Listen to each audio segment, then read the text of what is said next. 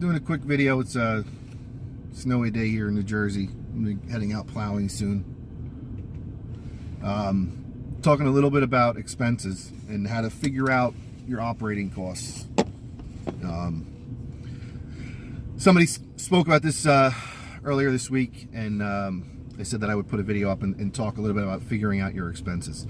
And what it comes down to is you need to figure out the number of days a year that you're going to be working. And this is an important number because you have to be realistic with what you're figuring out. I figure I can work about 4 days every week. Number is probably a little high. Time the 52 weeks in a year, that works out to be about 192 days. Or 16 days a month is what I figured out.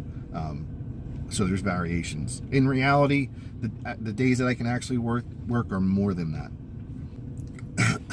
Realistically, I actually have it written out here. Bear with me as I write out my notes. So in January this year, there were 20 days of the month that I worked. 14 days in February, 11 in March, 18 in April, 20 in May, 15 in June, 19 in July, 20 in August, 19 in September, 20 in October, 19 in November, 18 in December. That works out to be about 200 days a year, roughly. I figured on 192 based on that 16 days a month times 12 months a year, and that's how I came up with 192. So that's the number of days in 2019 that I'm going to be working. Then I take my expenses, my general liability, which is about $10,000, my commercial auto, which is about $4,300, workman's comp, which is another $2,200. What I pay for my spots, the parking, works out to be about $7,800 a year. My welder loans are $4,400. My first welder loan is $4,400. My second loan for the other truck that I just got is another basically $10,000 a year. I figured $10,000 a year in vehicle maintenance, keeping up with the trucks, tires, things of that nature. Roughly about $4,000 per truck, with $2,000 for the smallest truck, because it doesn't need as much and it doesn't go through as much because it doesn't hit the roads often. And then my payroll fees, what I physically pay. I switched from Paychex to ADP. What I physically pay them every year. My cell phone service, because that's how I get my business, is $2,400 a year. $200 a year for my internet site, $600 for regular phone service, Grasshopper that relays everything to my cell phone, and about $9,600 in fuel a year. Just a rough number, so that most of my fuel for the trucks is built into that. That doesn't include what's in the welder. I figured out roughly what my fuel costs were last year, added 10%, and that's what I came up with. I worked about the same 192 days. So all in all, this total, I'm not working in exact numbers, came out to $63,079. Divide that by the 192, and I end up at a $328.54 per day operating course. Break that out over a 8-hour day, it's $41.07 per hour. So if I'm charging anything less than $41.07 per hour, I am losing money, not including my salary. That's just what it costs me to operate every day, 192 days a year. Just being realistic.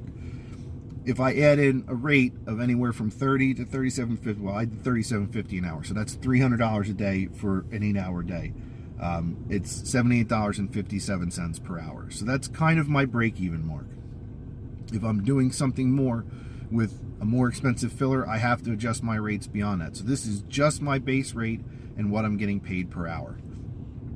You want to add into that, for stainless steel, obviously the filler metal costs more. Your shielding gas costs are different than your regular carbon steel or mild steel.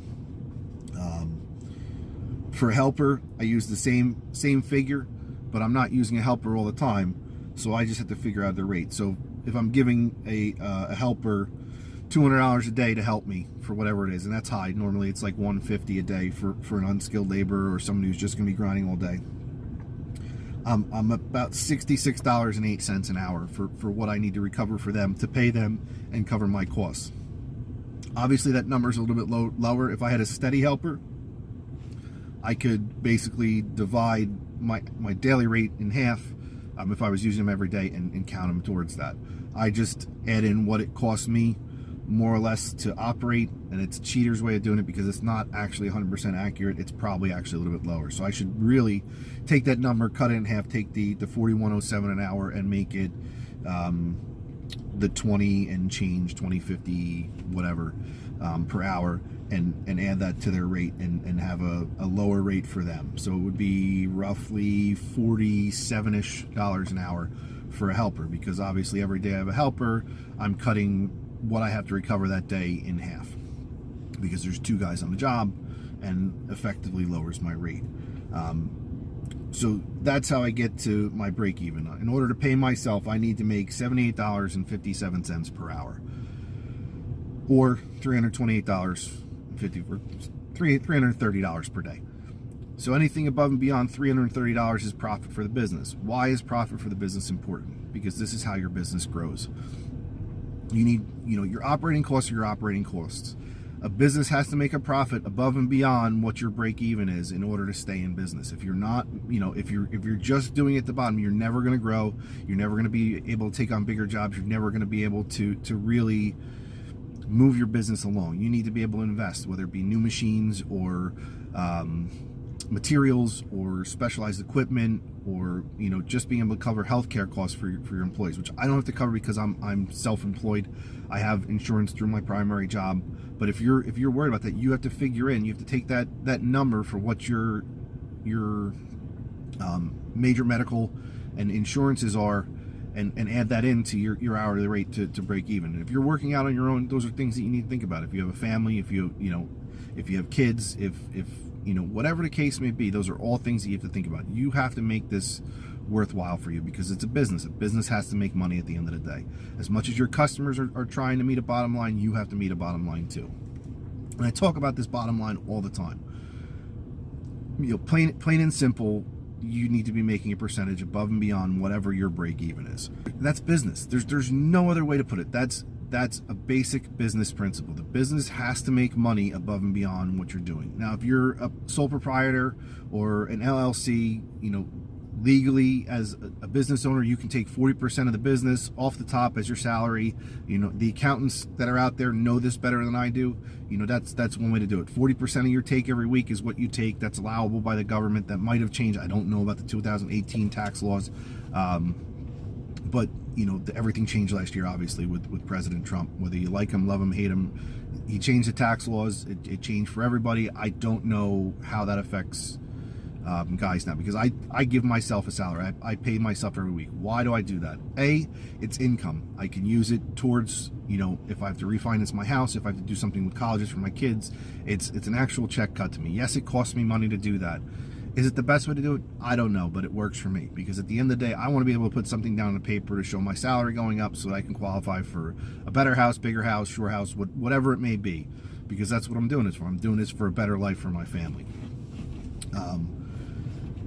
And that's why I do it that way, because at the end of the year, I get a W-2. After 2 years, it counts towards, I'm a year into it.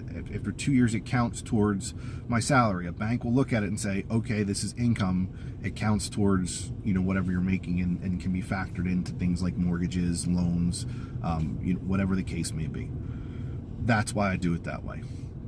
It also allows me to write off my salary against my operating costs and so on and so forth. And anything that's gained is a business profit, and it makes my business profitable, so that down the line, if I want to sell the business, I have a balance sheet that shows that the business is profitable every year, that it's making a certain amount of money. That allows me to reinvest in the business, allows me to pay off debtors, any type of debt or bills that the business has above and beyond what I've already factored into my numbers. I think this is something that a lot of guys miss, and a lot of guys don't think about. I think that, as welders, I think, and I hate doing it. Believe me, I love being a welder. I hate running a business, because the biggest problem I have is getting paid. And you can talk to any welder that's out there, and they're going to say the same thing. It all comes down to getting paid is a pain in the neck. You got to get used to having money out in the breeze. You got to get used to people not paying you. I love jobs where I get paid at the end of the job, and I do as much as I can to make sure that that's the case. But it's not always practical for me to do so. I can't always get a customer that does that. Sometimes I get a government customer that needs to pay me on 60 days. It's guaranteed money. It stinks waiting for it, but it's going to be there. I know that in 60 to 90 days, there's going to be a check coming from the township of, municipality of, borough of, whatever, city of, whatever the case may be. It's coming. I have a PO cut, it's guaranteed money. And it's the same way with some other businesses that are out there.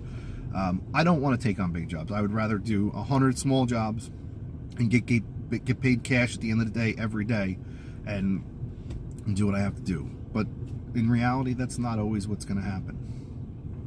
Cash customers, I offer a 10% discount, no more, for a cash customer for any cash job, because it's easier. There's no banking fees, there's no any of that nonsense. I get paid, I document it, I put it in my ledger, and I move on with my day. And it's a good incentive because it gets customers to pay right then and there, gets the job done, gets it over with, and cash customer, you're not going to wait 2 weeks to get paid. They're going to pay you cash at the end of the job. And that's kind of the impetus behind the 10%. If you can pay me day of in cash, great. Sometimes I'll do, for a new customer, I'll do a 5% discount for a check day of, just because I'm not going to give 10% for not paying in cash, because I don't know if the check's going to bounce. I don't know if there's going to be fees. All things that you have to consider. So those are the numbers. So I'll try and type it up and put it on the screen and have it all broken out. But basically $63,000 a year, $63,100 a year is what it costs me to operate, with my insurance, with everything else. I divided that out by the 192 days that I work, and if you're doing this solely, obviously that number is going to be higher, but it should never be 365, because it's unrealistic to think that you're going to be working 365 days a year. On a good month, you lose 8 days to the weekend. If you work Saturdays, you can knock that down to 4 or 5. You do the math, that's like 60 days a month. So, if you're working every day and you have work every day, you can work with a number like 300, 290 something. But you're gonna take a vacation, you're gonna, be realistic in what that number is. Because if you don't have work 300 days a year and you figure out what your expenses are, you're gonna be shorting yourself in the end. I err on the lower side, because obviously I'm figuring 200 days. I have 8 days of leeway for not working, weather, whatever the case may be. From my 200 figure, I figured out exactly how many days every week that I can work. And maybe I should go a little bit lower with that number, because I don't always have work, because there's the 2 months, December's always a very, very slow month for me because of the holidays, because of businesses shutting down, or whatever the case may be. From Thanksgiving until just after New Year's, it's usually a very dry period for me. There's filler work in there, there's odds and ends, but that's a month that I lose almost every year, and that's been my experience. So just food for thought. Be honest with yourself when you come up with the number and the number of days that you're going to be working and figuring out your operating expenses. Is everybody going to carry the general liability? No. I highly recommend it. I would discourage you from not working without general liability, because in this day and age, people sue over anything, and the insurance is going to save your ass and save your business. You could knock about $13,000 off if you don't go into debt to get your equipment. Again, my equipment is leased. It's a lease to own payment, so it's a 100% write-off against my operating costs every year. So while I factor that into my numbers, at the end of the year, that comes off of my ledger, so to speak, as a write-off. And I don't know if that's changed with the tax law. I have to go see my accountant in the near future and find out how the laws have changed. Lots of stuff to think about. So again, be honest, 100% honest with yourself on the number of days that you think you can work. Look at your last 6 months. Look at your last year. Figure out how many days a month you worked, and you can figure out what your operating costs are. Again, I kind of figured, I didn't figure my gases into this. I didn't figure my filler metals into this. I didn't figure any of that stuff, but it's a general rule of thumb that I work with. I know how much wire I can put down. I know what the cost of the wire is. I figure that out. 33-pound spool. I don't remember the number off the top of my head, but I divide that out by how fast I go through a spool. It's usually 2 days. I figure 8 to 10 hours a day. If I take 20 hours by 33 pounds and what the cost of that is, I have a rough running cost per hour of what that flux core costs me. If it's $330, divide that by 20, and that's more or less what I'm working with. And I don't have that number prepared. I'm going to put it up. It's going to come right about here, or up here. I'll put it somewhere. It's going to come somewhere in there. And, you know, we'll figure out what it is, 331 divided by 20. And that's what it costs me to run the flux core per hour. And that's, you know, I'll adjust my rate on top of the 78.57 per hour for whatever that is. For TIG filler, you know, I'll figure out what the stainless costs me per pound and how many pounds in an hour I can go through, and, you know, more or less what I'm working with. And get a general cost idea in there so that I'm not screwing myself for the filler materials. You know, I know a bottle of gas lasts me X number of days of continuous welding. And these are all things that you have to take time and take notes. I can't have a notepad in your pocket at all times and, you know, write down the date you started. You got a big job and you're going to run through 2 or 3 bottles of gas. Document the time you started. Document every time you took a break. Take that time, because the more detail you have, the easier it is to figure this stuff out. And you know, at the end of the day, you want to make sure you're not screwing yourself. You know, I could easily just, you know, ballpark everything and say this is what it cost me and throw a number out there. But I want to have the lowest possible rate that I can, still make a decent profit, and still have something in there for the business. Because at the end of the day, that's what we all want. We want to make a profit for a business so we can grow. We want to put money in our pocket, and we want to cover our expenses. If I'm willy-nilly cutting my price because I'm not sure of what I'm charging, because guys are like, oh, you're too expensive. Well, you know what? If you know what your numbers are, they can say you're too expensive, and you can say, go ahead, go find somebody that's going to do it for less. Because you know where you're at. And knowing where you're at allows you to be confident in what you're charging and be effective in what you're charging to make sure that your bottom line is served. Because if I service a customer and give them a great rate, but at the end of the day, I'm costing myself money, how long am I going to be in business? How long are you going to be in business? So, you know, I don't know that I've fully covered this. I mean, I'm going on, you know, this is like a 15-minute, 16-minute, 17-minute video right now. And I'm kind of beating a dead horse at this point. Take notes.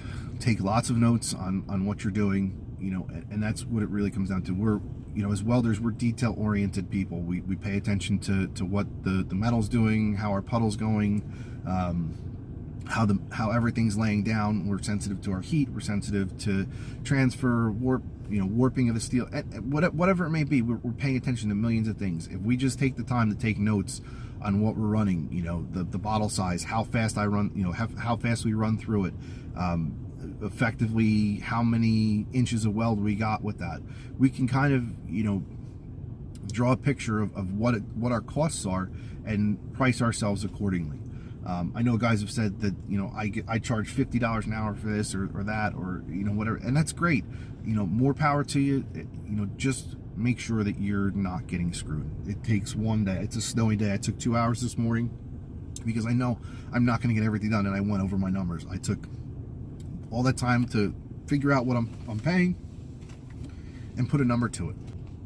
And that's so important to do from time to time, once a quarter, once a year, once every 6 months, whatever interval you want to do. If things aren't changing very often, you have to take that time to assess. It's part of business. You know, welders are really, really good at fixing stuff. We're not really good at assessing what we're paying out of pocket. We're not really good at saying, you know, we're not good business people. And it's just not something that we're not cut out for paperwork. But if we don't recognize that we need to do paperwork to serve our bottom line, we may never be successful in business. And that's so important, because we want to be successful. You don't want to do this and have your family out in a breeze, or have to hang up your hood after 6 months or a year and, you know, be in a place where you have to go out and find a job because you couldn't cut it in business. And these are all things that we have to think about. You know, I was watching TV the other night at the firehouse, and there was an ad on about businesses failing in their first 5 years. Most small businesses fail in their first 5 years. And the rule of thumb is if you make it 2 years, you're probably going to be all right. But you got to make it 5. You got to make it 10. You got to continue to make it despite rising costs. You know, steel right now is off the charts. I can't get my steel supplier to guarantee me a price beyond 3 days. 3 days. Because that's what steel costs. And I have customers saying, what's it going to cost me to do this job or that job? And unless I have the money in the bank to go out and reserve that metal at that price that day, I may not be able to guarantee that price. So what do you do in that case? You got to add 10, 15, 20% to whatever it is. And you should be adding that anyway, because there's a cost of acquisition. There's the time it takes you to reach out to the steel supplier, the phone calls you got to make to them, whether you have to pick that material up. You should be adding 20 or 30% to whatever those costs are, because there's time involved with it. And there's a chart out there. I don't have it. One of my other buddies is a contractor. He's an electrician, and they have an actual chart that breaks out when you're this price range. This is your markup. Obviously, the smaller the number, the more of a markup there is. The larger the number, the less of a markup there is. Because if you mark up, $1 million job at 10%, do the math. It's $100,000. It's quite a markup. So you might be able to get away with 1% on that. Still a $10,000 markup. But that's a big number. Even $1,000. Maybe that 30% is $300 or $30. Again, just all things to think about. You got to think about the numbers. You got to take the time to look at your costs and really constantly assess where you're at. And that's about what I have for now. I just want to talk about costs. I'm going to try and type some of this stuff in and put it on the screen to make sure that you guys can kind of see the numbers that we're talking about and see the math involved. It's not going to have the calculations. Get a calculator out and check my work if you must, but it's just the concept. I feel like this is an area that a lot of guys that are going into business don't think about. They don't think about what their operating costs are. And I get beat by guys all the time that are charging $250 for a job, and they spend 4 hours on that job. Are they really making money? If they have a welder in the back of the truck, some electrodes, and they can slap a weld together, yeah, they made $250. And if they have no other costs and they have no insurance and nothing to think about, then great, good for them. They made $250. But at the end of the day, I'm trying to run a legitimate welding shop, a welding business, mobile welding service. I got to have the insurances, because I have bigger things on the horizon. I have bigger dreams and bigger aspirations than just being some welder that can slap stuff together. Could I do all right with that? Yeah, I could probably do all right making some cash on the side. But I want to build a business that I can grow and turn into, a family legacy, and down the line be doing more.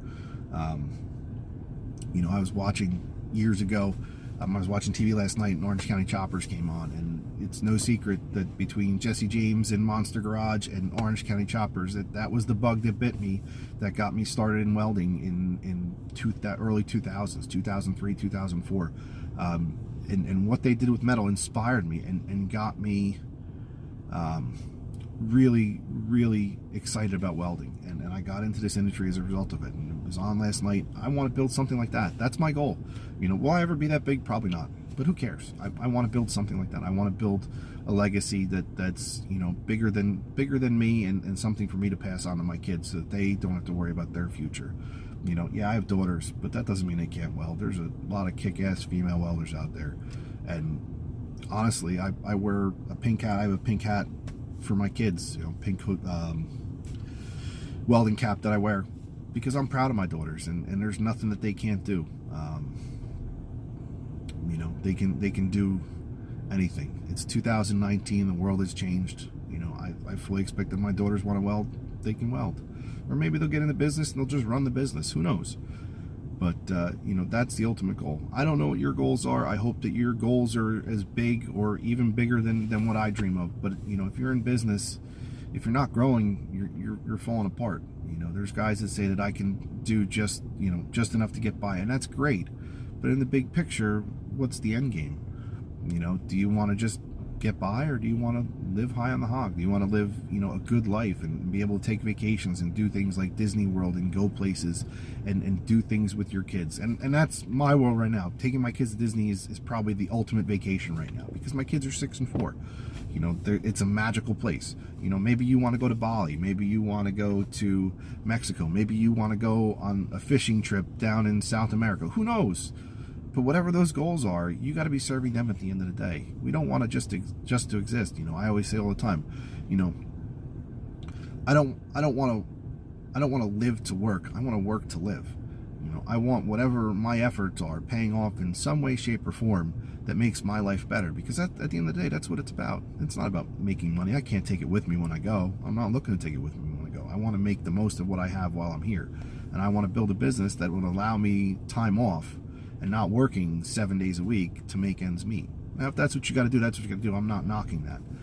But, you know, in the end, that's what we want to work towards. You know, you do what you got to do in the beginning. You know, I can't tell you how many times I grounded out 16-hour days for 6, 7, 8 days, how many nights I've gone without sleep to get jobs out and meet deadlines, because it's just me. But that's what I'm doing, you know, to build towards having guys going out on the road and managing them, you know, building a shop that I can work out of, you know, getting from a mobile operation into something with more overhead like a shop. And that's where all these numbers come down to, and that's why I'm constantly, you know, assessing and reassessing, because if I have a low price, that's going to make me more competitive with the guys around me that are doing the same work. And if I know my bottom line, I can build my profits in and maybe come in $20, $30 lower than them and still be making a reasonable profit. And that's the way I got to look at it. That's the way you got to look at it too. So take the time, assess what you're doing. You know, you get a crappy day that you really can't go out and weld. Like you can, I don't know if you can see the snow behind me, but it's coming down pretty good. It's actually accumulated about a ½ an inch in the last 26 minutes of this video. And it's coming down pretty good. So that's all I have for now. I hope the videos, you guys find the video helpful and informative, and that's about it. Cheers.